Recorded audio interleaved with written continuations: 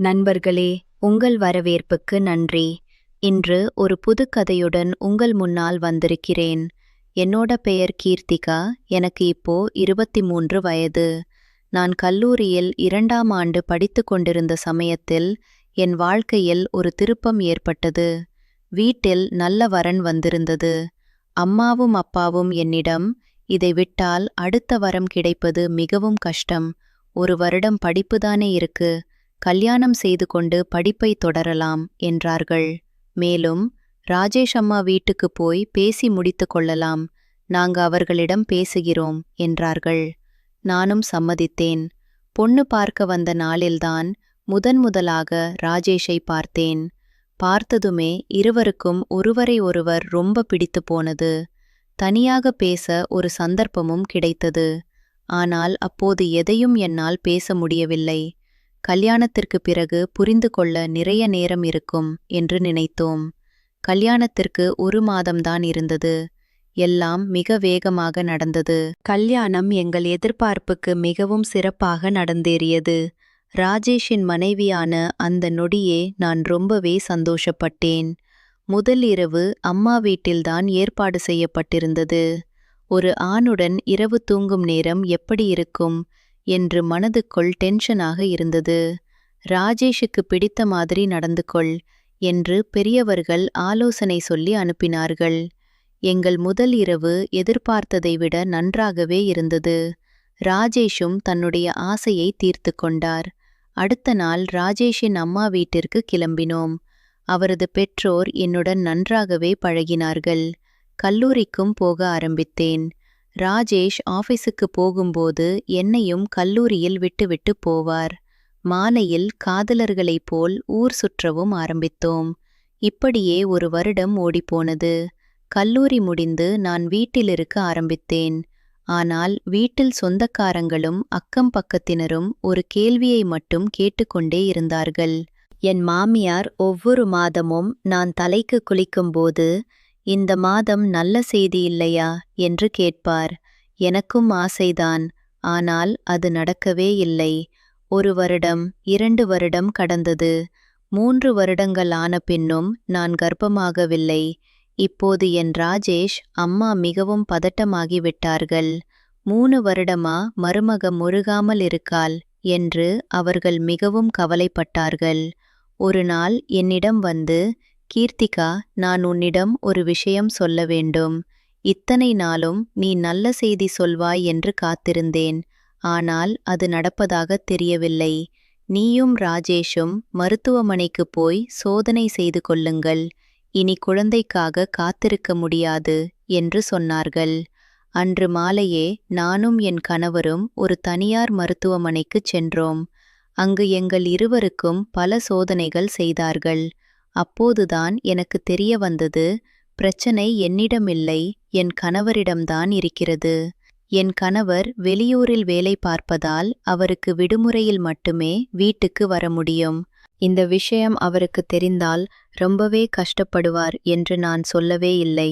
டாக்டரை பார்த்துவிட்டு சோதனைகளுக்கு எல்லாம் விவரங்கள் கொடுத்துவிட்டு என் கணவர் ஊருக்கு கிளம்பி போய்விட்டார். நான் மட்டும் போன பின்தான் இந்த உண்மை எனக்கு தெரிய வந்தது. உடனே என் மாமியாரிடம் சொன்னேன். அவர்கள் இதை கேட்டு மிகவும் கவலைப்பட்டார்கள். எனக்கு குழந்தை இல்லாததை அக்கம் பக்கத்தினர் எல்லோருமே கிண்டல் செய்து பேசிக் கொண்டிருந்தார்கள். இதனால் என் மாமியாருக்கு மிகவும் கோபமும் வருத்தமும் வந்தது. ராஜேஷும் நானும் இந்த பிரச்சனைக்கு தீர்வு காண வேண்டும், சிகிச்சை எடுத்துக்கொள்ளலாம் என்று நான் நினைத்தேன். ஆனால் அவர்கள் சொன்னதை கேட்டு நான் மிகவும் அதிர்ச்சியடைந்தேன். மாமனாரிடம் மாமியார் கணவரின் பிரச்சனையை பற்றி சொல்லியிருந்தார்கள். அவரும் மிகவும் வருத்தப்பட்டார். மருமகள் வயதில் நம் குடும்ப வாரிசு வரவேண்டும், அதற்கு நீங்கள் ஏதாவது செய்ய வேண்டும் என்று சொல்லியிருக்கிறார்கள். நான் என்ன செய்வது, சிகிச்சை எடுக்கட்டுமே என்று மாமனார் சொல்லியிருக்கிறார்.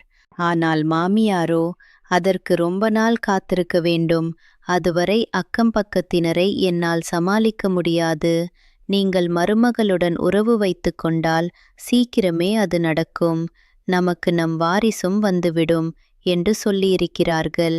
இதை கேட்ட மாமனார், உனக்கு பைத்தியமா? மகனின் மனைவியுடன் நான் எப்படி அப்படி இருக்க முடியும்? அது மிகப்பெரிய தப்பு என்று சொல்லி மறுத்திருக்கிறார். ஆனால் மாமியார் பேசி பேசி அவரது மனதை மாற்றியிருக்கிறார்கள். நான் சம்மதிக்க மாட்டேன் என்று நினைத்து இரவு நேரத்தில் எனக்கு பால் தூக்க மாத்திரையில் கலந்து கொடுத்து மாமனாரை அனுப்பி வைத்திருக்கிறார்கள். எனக்கு சுயநினைவே இல்லாத நேரத்தில் ராஜேஷின் அப்பா தினமும் என்னுடன் உறவு வைக்க ஆரம்பித்தார். இதற்கு என் மாமியார் முழு ஆதரவாக இருந்தார்கள். ஒவ்வொரு நாளும் காலையில் எழுந்தால் உடம்பெல்லாம் யாரோ அடித்தது போல் வலியாக இருக்கும். துணிகள் எல்லாம் கலைந்திருக்கும். சில நாட்களில் இதை நான் பெரிதாக எடுத்துக்கொள்ளவே இல்லை. இப்படியே 2 மாதங்கள் ஓடிப்போயின. என் உடலில் சில மாற்றங்கள் வரத் தொடங்கின. அடிக்கடி வாந்தி, மயக்கம், மிகவும் சோர்வாக இருப்பது போன்ற உணர்வுகள் ஏற்பட்டன. ஒரு மருத்துவரை ஆலோசிப்பது நல்லது என்று நினைத்து ஒரு மாலை நேரத்தில் மருத்துவமனைக்குச் சென்றேன். அங்கு டாக்டர் சொன்ன விஷயம் என்னை அதிர்ச்சிக்குள்ளாக்கியது. வாழ்த்துக்கள், நீங்கள் அம்மாவாகப் போகிறீர்கள் என்று சொன்னார்கள். இதை கேட்டதும் என்னால் சந்தோஷப்படவே முடியவில்லை. ஏனெனில் என் கணவருக்கு பிரச்சனை இருக்கும்போது நான் எப்படி கர்ப்பமாக முடியும் என்ற யோசனை என் மனதை விட்டு அகலவில்லை. அங்கிருந்து வீட்டுக்கு திரும்பினேன். டாக்டர் சொன்னதை என் மாமியாரிடம் சொன்னேன். அவர்கள் என்னை திட்டுவார்கள் என்று நினைத்தேன். ஆனால் அவர்களோ நல்ல செய்தி சொல்லியிருக்கிறாய் என்று சொல்லி எனக்கு சர்க்கரை கொடுத்து கொண்டாட ஆரம்பித்தார்கள். எனக்கு ஒன்றும் புரியவில்லை. நான் வேறு யாருடனும் தகாத உறவில் இல்லை. கணவரைத் தவிர வேறு யாருடனும் உறவு வைத்துக் கொள்ளவில்லை. அப்படியென்றால் இந்த குழந்தை யாருடையது? இதை யோசித்து யோசித்து என் தலைவலி அதிகமானது.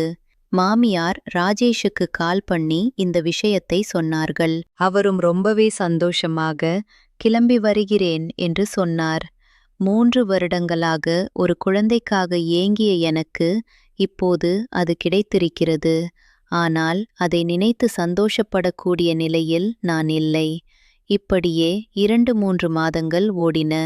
என் கணவர் எப்போதாவது வந்து என்னை பார்த்துவிட்டு போவார்.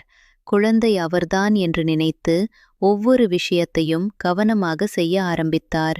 என்னால் இதை பற்றி யாரிடமும் பேச முடியவில்லை. எந்த ரகசியமும் நீண்ட நாள் மறைந்திருக்காது என்பது போல ஒரு நாள் என் மாமனாரும் மாமியாரும் அறையில் பேசிக் கொண்டிருந்ததை நான் தற்செயலாக கேட்டுவிட்டேன். இப்போதைய மருத்துவ வசதிகளில் குழந்தை பிறக்க எவ்வளவோ சிகிச்சைகள் இருக்கின்றன. அதை முயற்சி செய்திருக்கலாம். அதை விட்டுவிட்டு மகனுக்கு இவர்கள் இருவருமே சேர்ந்து இவ்வளவு பெரிய துரோகத்தை செய்திருக்கிறார்களே என்று மாமனார் சொன்னார். பின்னர் மாமியார் சொன்னார், உங்கள் மூலமாக மருமகள் வயிற்றில் நம் குடும்ப வாரிசு வந்தது எனக்கு மிகவும் சந்தோஷமாக இருக்கிறது. குழந்தை வந்துவிட்டால் யாரும் நம் பையனை தப்பாக பேச மாட்டார்கள். அவனுக்கும் அப்பாவான சந்தோஷம் கிடைக்கும். இது எல்லாமே உங்களால்தான் நடந்திருக்கிறது. மருமகனுக்கு தெரியாத வரையில் நன்றாக இருக்கும். இந்த ரகசியம் நம்மோடையே போகட்டும் என்றார்கள். இதை கேட்டதும் எனக்கு பயங்கரமான கோபம் வந்தது. உடனே நான் அவர்களிடம் இதை பற்றி கேட்டு சண்டை போட ஆரம்பித்தேன். உண்மை தெரிந்துவிட்டதை நினைத்து முதலில் அவர்கள் பயந்தாலும் பின்னர் என்னை மிரட்ட ஆரம்பித்தார்கள். இதை ராஜேஷிடம் நீ சொன்னால் நீதான் வேறு யாருடனோ கள்ள உறவு வைத்து அதில் வந்த குழந்தை இது என்றும் அதை மறைக்கத்தான் இப்படி ஒரு பொய் சொல்கிறாய் என்றும் நாங்கள் சொல்வோம். ராஜேஷ் எங்கள் சொல்லைத்தான் கேட்பான்.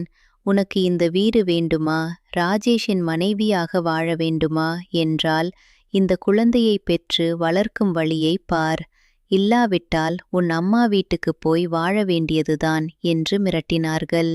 இந்த குழந்தை பிறந்தால் யாருடைய குழந்தை என்று ஊரில் உள்ளவர்களும் அக்கம் பக்கத்தினரும் சொந்தக்காரங்களும் கேட்டு உன்னை வாட்டுவார்கள். யார் மூலமாக வந்திருந்தால் என்ன, இது இந்த வீட்டு வாரிசுதானே என்று மாமியார் மேலும் மிரட்டினார்கள். அதற்கு பிறகு நான் நன்றாக யோசித்தேன். 9 மாதங்கள் குழந்தையை ஒன்றும் செய்ய முடியாது. இவர்கள் செய்த தப்புக்கு இந்த குழந்தை என்ன செய்யும்? அதை நாம் தண்டிக்கவும் முடியாது. அதற்காக சரி, எல்லாவற்றையும் மறந்து வாழலாம் என்று முடிவு செய்தேன். இந்த ரகசியம் என்னோடேயே போகட்டும் என்று நினைத்து மனதுக்குள்ளேயே புதைத்து கொண்டு அந்த குழந்தைக்காக வாழ ஆரம்பித்தேன். இப்போது என் பையனுக்கு 2 வயதாகிறது. ஒவ்வொரு முறையும் அவன் என் கணவரை அப்பா என்று கூப்பிடும்போது எனக்குள் ஒரு குற்ற உணர்ச்சி இருக்கத்தான் செய்கிறது. ஆனால் இப்போது நான் எதிர்கொள்ளும் கேள்வி வேறு. இந்த உண்மையை ஒரு நாள் என் மகனிடம் சொல்ல வேண்டுமா இல்லையா? சொன்னால் அவன் என்னை மன்னிப்பானா? என்னுடைய கணவருக்கு இந்த விஷயம் தெரிந்தால் அவர் எப்படி நடந்து கொள்வார்? நான் எடுத்த முடிவு சரிதானா? இதெல்லாம் என்னை தினமும் குடைந்து கொண்டே இருக்கிறது. ஒவ்வொரு இரவும் நான் தூங்கப் போகும்போது என் மகனின் முகத்தை பார்க்கிறேன். அவன் என் மாமனாரின் முகத்தை ஒத்திருக்கிறான். அந்த ஒற்றுமை என்னை தினமும் வேதனைப்படுத்துகிறது. என் கணவர் அவனுடன் விளையாடும்போது, இவருக்கு தெரியாதா? இல்லை, இவருக்கு எப்படி தெரியும்? என்று என் மனது குழம்புகிறது. நான் எப்போதாவது கோபத்தில் உண்மையை வெளிப்படுத்தி விடுவேனோ என்று பயமாக இருக்கிறது. இந்த ரகசியம் என் முதுகிலில் ஒரு பெரும் பாரமாக இருக்கிறது. நான் இந்த குடும்பத்தில் தொடர்ந்து வாழ்வதா, அல்லது என் மகனை அழைத்து கொண்டு வெளியேறி புது வாழ்க்கை தொடங்குவதா? எனக்கு ஒரு முடிவுக்கும் வர முடியவில்லை. உங்கள் கருத்துகள் என்ன? நான் எடுத்த முடிவு சரிதானா, தவறானதா? உங்கள் கருத்துக்களை கமெண்டில் பகிர்ந்து கொள்ளுங்கள். இது போன்ற மேலும் பல கதைகளை கேட்க எங்கள் சேனலை சப்ஸ்கிரைப் செய்து பகிர்ந்து கொள்ள மறக்காதீர்கள். அடுத்த கதையில் மீண்டும் சந்திப்போம். நீங்கள் கேட்ட கதை இதுவரை. ஆனால் இதற்கு பின்னால் இன்னும் பல திருப்பங்கள் உள்ளன. அந்த ரகசியம் ஒரு நாள் வெளியாகுமா? கணவருக்கு உண்மை தெரிந்தால் என்ன நடக்கும்? சரியாக ஓராண்டிற்கு பிறகு ஒரு மாலை பொழுதில் எதிர்பாராத விதமாக ஒரு சம்பவம் நிகழ்ந்தது. என் கணவர் ராஜேஷ் எதிர்பாராத நேரத்தில் வீட்டிற்கு வந்து சேர்ந்தார். அன்று மாமியார் வீட்டில் இல்லை. மாமனாரும் வெளியில் சென்றிருந்தார். நானும் என் மகனும் மட்டும் வீட்டில் இருந்தோம். ராஜேஷ் வந்ததும் மகன் அவரிடம் ஓடிச் சென்று கட்டிப்பிடித்தான். பின்னர் தன் அறையில் இருந்த பழைய புகைப்பட ஆல்பம் ஒன்றை எடுத்து வந்து, அப்பா, இது யார் என்று ஒரு புகைப்படத்தை காட்டி கேட்டான். அந்த புகைப்படத்தில் என் மாமனாரும் மாமியாரும் ராஜேஷும் இருந்தார்கள். மகன் என் மாமனாரை காட்டி, இவர் என் தாத்தாதானே என்றான். ராஜேஷ் ஆமாம் என்றார். பின்னர் என் மகன் மிகவும் சாதாரணமாக, இவர் என் அப்பாவைப் போலவே இருக்கிறாரே என்றான். அந்த ஒரு வாக்கியம் அறையிலேயே பேரிரைச்சலை ஏற்படுத்தியது. ராஜேஷின் முகம் திடீரென்று மாறியது. அவர் என்னை ஒரு கேள்வியாக பார்த்தார். என் மகனுக்கு விளையாட்டாகச் சொன்ன அந்த வார்த்தைகள் பெரும் புயலை கிளப்பப் போவதை நான் உணர்ந்தேன். ராஜேஷ் அன்றிரவு முழுவதும் ஒன்றும் பேசவில்லை. ஆனால் அவர் கண்களில் இருந்த கேள்விகள் என் உயிரை வாட்டின. இந்த கதையின் அடுத்த பகுதியில் அந்த புகைப்படம் எப்படி பெரும் சூழ்ச்சியின் அடையாளமாக மாறியது என்பதையும், ராஜேஷ் உண்மையை கண்டுபிடித்த விதத்தையும், அதன் விளைவாக என்னென்ன நிகழ்ந்தன என்பதையும் பார்ப்போம். உங்கள் கருத்துக்களை தெரிவிக்க மறக்காதீர்கள். சப்ஸ்கிரைப் செய்து பகிர்ந்து கொள்ளுங்கள். 1 மாதம் கழித்தது. அந்த 1 மாதத்திற்குள் ராஜேஷ் முழுமையாக மாறிப்போனார்.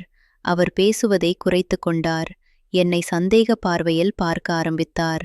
ஒரு நாள் வீட்டில் எல்லோரும் இருக்கும்போது அவர் திடீரென்று ஒரு DNA பரிசோதனை பற்றி பேசினார். அந்த சமயத்தில் மாமியாரின் முகம் வெளிறிப்போனது. அவர் உடனே, இதெல்லாம் தேவையில்லை, நம்ம குடும்பத்தில் இப்படியெல்லாம் செய்யக்கூடாது என்று சொல்லி தட்டிவிட்டார். ஆனால் ராஜேஷ் மிகவும் உறுதியாக இருந்தார். எனக்கு ஏதோ சந்தேகம், அதை தீர்த்து கொள்ள வேண்டும் என்றார். அன்று இரவு என்னிடம் தனியாக பேசினார். கீர்த்திகா, உண்மையைச் சொல், இந்த குழந்தை என்னுடையதா என்று கேட்டார். என் வாய் குழறியது. என்னால் பொய் சொல்ல முடியவில்லை. உண்மையை சொல்லவும் பயமாக இருந்தது. நான் அழுது கொண்டே, ராஜேஷ், நான் உன்னிடம் இன்று உண்மையை சொல்லிவிடுகிறேன் என்றேன். நான் ஆரம்பித்த வேளையில் படுக்கையறை கதவு திறந்தது. என் மாமனாரும் மாமியாரும் வெளியே நின்று கொண்டிருந்தார்கள். மாமியார் கத்தினார், இவள் சொல்வதை நம்பாதே, இவளுக்கு தன்னை காப்பாற்றிக் கொள்வதற்காக பல பொய்கள் தெரியும். ஆனால் ராஜேஷ் அவர்களை புறக்கணித்துவிட்டு, சொல்லுங்கள் அம்மா, நானே இப்போது உங்களிடம் கேட்கிறேன், உண்மை என்ன என்று கேட்டார். அப்போதுதான் முதன்முறையாக என் மாமனார் தலையை குனிந்தார். அவருக்கும் உண்மையை சொல்ல மனம் வலித்தது. மாமியாரோ வழக்கம்போல் கோபத்தையும் மிரட்டலையும் ஆயுதமாக்கினார். ஆனால் இந்த முறை ராஜேஷ் அவர்களின் பேச்சை கேட்க தயாராக இல்லை. அவர் என் கையை பிடித்துக்கொண்டு, "வா, இந்த வீட்டை விட்டு போகலாம்" என்றார். அப்போது நான் என்ன செய்வது? போகலாமா கூடாதா? இதோ இங்குதான் மிகப்பெரிய திருப்பம் வருகிறது. டிஎன்ஏ முடிவுகள் வந்த பிறகு என்ன நடந்தது? ராஜேஷ் எப்படி அதிர்ச்சியை சமாளித்தார்? மாமியாரின் உண்மை நிறம் வெளிப்பட்டதா? அடுத்த பகுதியில் அந்த விவரங்களை பார்ப்போம். காத்திருங்கள், இன்னும் பல கேள்விகளுக்கு பதில் உண்டு. சப்ஸ்கிரைப் செய்ய மறக்காதீர்கள். டிஎன்ஏ சோதனை முடிவுகளை வாங்கிக் கொண்டு வந்தபோது ராஜேஷின் கைகள் நடுங்கின. நானும் அருகிலிருந்தேன். அந்த அறிக்கையை வாங்கி வாசித்த அவர் முகம் கற்பாரை போல் ஆனது. என் மகனின் உண்மையான தந்தை ராஜேஷ் இல்லை என்பது அறிக்கையில் தெளிவாக இருந்தது. ஆனால் அதனுடன் மற்றொரு அதிர்ச்சியும் இருந்தது. அந்த அறிக்கையில் குழந்தையின் தந்தை என் மாமனார் என்பதும் 99.9% உறுதிப்படுத்தப்பட்டிருந்தது. ராஜேஷ் அந்த அறிக்கையை கிழித்தெறியவில்லை. மாறாக அதை எடுத்துக்கொண்டு வீட்டிற்கு விரைந்தார். வீட்டில் எல்லோரும் கூடியிருந்தனர். மாமியார், மாமனார் மற்றும் சில உறவினர்கள். ராஜேஷ் அனைவர் முன்னிலையிலும் அந்த அறிக்கையை படித்தார். அறிக்கையின் உள்ளடக்கத்தை கேட்ட அனைவரும் அதிர்ச்சியில் உறைந்தனர். மாமனார் அழுது கொண்டே, "மன்னித்து விடுங்கள் மகனே, இது உங்கள் அம்மாவின் கட்டாயம்" என்றார். மாமியாரோ, "இவளும் சம்மதம்தானே இல்லாமல் நடந்திருக்குமா" என்று என்னை குத்தினார். நான் அவர்களின் கண்களை நேருக்கு நேர் பார்த்து, "நீங்கள் எனக்கு தூக்க மாத்திரை கொடுத்து சுயநினைவில்லாமல் செய்த சூழ்ச்சி இது. நான் சம்மதிக்கவில்லை" என்றேன். ராஜேஷ் மிகவும் அமைதியாக இருந்தார். அவர் தன் தாயிடம் திரும்பி, "அம்மா, இது உண்மையா? நீங்கள்தான் இந்த சூழ்ச்சிக்கு தலைமை தாங்கினீர்களா?" என்று கேட்டார். மாமியார் அந்த கேள்விக்கு பதில் சொல்லத் திணறினார். பின்னர் அவர் சற்றும் எதிர்பாராத வகையில், "ஆமாம், நான்தான் செய்தேன். உனக்கு வாரிசு இல்லையே என்று கவலைப்பட்டேன். இவளை வேறு யாரிடமும் அனுப்ப மனமில்லை. அதனால் இப்படி செய்தேன்" என்று சத்தமாகச் சொன்னார். அப்போதுதான் ராஜேஷின் முகத்திலிருந்த அமைதி கலைந்தது. அவர் கத்தினார், "எனக்கு வாரிசு வேண்டாம். ஆனால் என் மனைவியின் மானத்தை காப்பாற்றுங்கள். நீங்கள் செய்தது மகத்தான துரோகம்." அன்று இரவு ராஜேஷ் என்னை அழைத்துக் கொண்டு வீட்டை விட்டு பிரிந்தார். ஆனால் நான் என் மகனை விட்டுச் செல்ல மனமில்லாமல் அவனையும் அழைத்துச் சென்றேன்.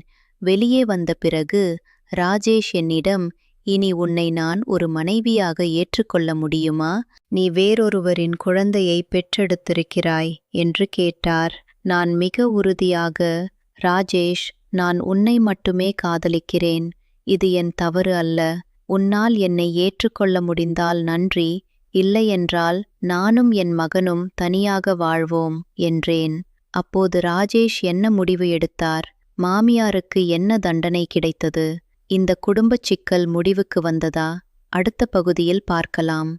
வெளியேறி 2 வாரங்கள் ஆனது. நானும் ராஜேஷும் ஒரு சிறிய வாடகை வீட்டில் தங்கியிருந்தோம். என் மகன் அங்கு விளையாடிக் கொண்டிருந்தான். ஒரு நாள் மாலை ராஜேஷ் என் அருகில் வந்து அமர்ந்தார். "கீர்த்திகா, நான் நிறைய யோசித்தேன்.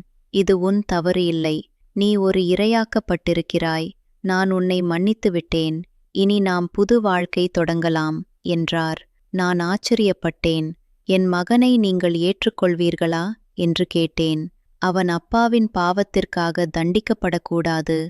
நானே அவனுடைய அப்பாவாக இருப்பேன்" என்று சொன்னபோது என் கண்கள் குளமாயின. ஆனால் இதற்குள் மாமனார் மனமுடைந்து எங்களை தொடர்பு கொள்ள முயன்றார். அவர் மருத்துவமனையில் சேர்க்கப்பட்டிருப்பதாக செய்தி வந்தது. மாமியாரோ அக்கம் பக்கத்தினரின் வதந்திகளை தாள முடியாமல் மன உளைச்சலில் இருந்தார். உண்மை வெளிப்பட்டதும் ஊர் மக்கள் மாமியாரின் செயலை கடுமையாக விமர்சித்தனர். பலர் இது கலப்படம், குடும்ப துரோகம் என்றனர். மாமியாரை காவல் நிலையத்தில் புகார் செய்யலாமா என்றும் பேச்சு எழுந்தது. ஆனால் நான் என்ன செய்ய முடியும்? நான் ஒரு தாய், ஒரு மனைவி, ஒரு மருமகள். சட்ட நடவடிக்கை எடுத்தால் என் மகன் பாதிக்கப்படுவான். ராஜேஷிடம் இது பற்றி பேசினேன்.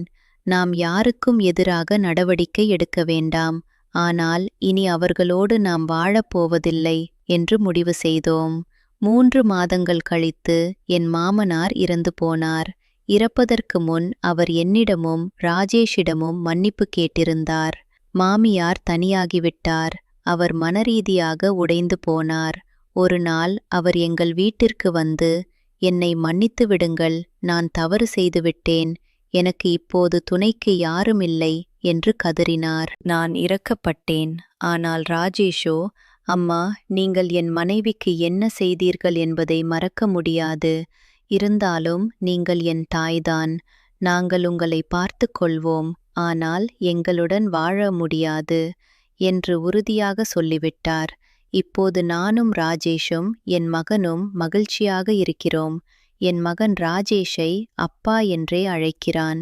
ராஜேஷும் அவனை தன் மகனாகவே நேசிக்கிறார். ஆனால் ஒரு இரகசியம் என் மனதில் இன்னும் இருக்கிறது. என் மகன் ஒரு நாள் தன் உண்மையான பிறப்பை பற்றி கேட்டால் நான் என்ன பதில் சொல்வேன்? இந்த கேள்விதான் என்னை இன்னும் வாட்டுகிறது. நான் வைத்திருக்கும் இறுதி ரகசியம் என்னவென்றால், என் மகனுக்காக ஒரு கடிதம் எழுதி வைத்திருக்கிறேன். அதில் எல்லா உண்மைகளையும் எழுதியுள்ளேன். ஆனால் அதை அவனுக்கு எப்போது கொடுக்க வேண்டும்? என்றென்றைக்கும் கொடுக்காமல் இருக்கலாமா? இதுவரை நான் எடுத்த முடிவுகள் சரிதானா? உங்கள் கருத்துக்களை சொல்லுங்கள். இது போன்ற மேலும் பல கதைகளுக்கு சப்ஸ்கிரைப் செய்யுங்கள். அடுத்த கதையில் மீண்டும் சந்திப்போம். இந்த கதை இங்கு முடிவடையவில்லை, ஏனென்றால் வாழ்க்கை தொடர்கதைதான். என் மகனுக்கு இப்போது 5 வயது. அவன் பள்ளிக்குச் செல்கிறான். ஒரு நாள் அவனுடைய வகுப்பில் என் குடும்பம் பற்றி பேசச் சொன்னார்கள். அவன் எழுதியதில் என் அப்பா ராஜேஷ், அம்மா கீர்த்திகா, என் தாத்தா ஒருவர் இருந்தார், அவரை நான் அதிகம் பார்த்ததில்லை என்று எழுதியிருந்தான். அதை படித்ததும் என் கண் கலங்கியது. அன்றிரவு நான் ராஜேஷிடம், நாம் இனி எங்காவது வேறு ஊருக்கு குடிபெயர்ந்து விடலாமா என்றேன். அவரும் சம்மதித்தார். நாங்கள் ஒரு புது நகரத்திற்கு குடிபெயர்ந்தோம். அங்கே எங்களை யாருக்கும் தெரியாது. எல்லோரும் எங்களை ஒரு சாதாரண குடும்பமாகவே பார்க்கிறார்கள். இப்போது நான் ஒரு சிறிய கேக்கரி நடத்துகிறேன். ராஜேஷ் ஒரு தனியார் நிறுவனத்தில் வேலை பார்க்கிறார். என் மகன் ஒரு புத்திசாலி மாணவன். ஒரு நாள் அவன் என்னிடம், அம்மா, எனக்கு தம்பி வேண்டும் என்றான். அந்த கேள்வி என்னை உறைய வைத்துவிட்டது. ராஜேஷுக்கு இன்னமும் குழந்தை பேறு இல்லை. நான் மீண்டும் ஒரு சூழ்ச்சிக்கு ஆளாக நினைக்கவில்லை. ஆனால் என் மகன் தனிமையில் இருப்பதை பார்க்கும்போது மனம் கஷ்டப்படுகிறது. நான் தத்தெடுப்பு பற்றி யோசிக்கிறேன். ராஜேஷும் அதற்கு சம்மதித்துள்ளார். விரைவில் நாங்கள் ஒரு பெண் குழந்தையை தத்தெடுக்க முடிவு செய்துள்ளோம். இப்படி என் வாழ்க்கையில் பல திருப்பங்கள் இருந்தாலும் இப்போது நான் மகிழ்ச்சியாக இருக்கிறேன். காரணம், நான் உண்மையை எதிர்கொள்ளத் துணிந்தேன். பொய் மற்றும் சூழ்ச்சிக்கு எதிராக நின்றேன். என்னுடைய சொந்த மாமியாரும் எதிரியானாலும் மன்னிக்க தெரிந்து கொண்டேன். இந்த கதை மூலம் நான் சொல்ல வருவது, யாரும் உங்களை ஒரு சூழலுக்கு தள்ளிவிடாதீர்கள். உங்கள் உடல், உங்கள் மனம், உங்கள் வாழ்க்கை அனைத்தும் உங்களுக்கு சொந்தமானது. ஒருவருக்காகவும் உங்களை தாழ்த்திக் கொள்ளாதீர்கள். உண்மையை பேசத் தயங்காதீர்கள். இந்த கதையில் வரும் கீர்த்திகா மிகவும் தைரியசாலி. அவளுடைய முடிவுகள் சரியா தவறா என்பது உங்கள் கருத்தை பொறுத்தது. ஆனால் அவள் சூழ்ச்சிகளுக்கு இரையாகாமல் தன் குழந்தைக்காக, தன் கணவருக்காக, தன் மானத்துக்காக போராடியவள். இது போன்ற உண்மை சம்பவங்களை அடிப்படையாக கொண்ட கதைகள் உங்களுக்கு பிடித்திருந்தால் தயவு செய்து எங்கள் சேனலை லைக் செய்து பகிருங்கள். அடுத்த கதையில் மிகப்பெரிய சூழ்ச்சி, காதல் மற்றும் ஒரு அம்மாவின் போராட்டத்தை பற்றி கேட்கப் போகிறீர்கள். அதுவரை பொறுப்புடன் இருங்கள். உங்களை நேசியுங்கள். நன்றி.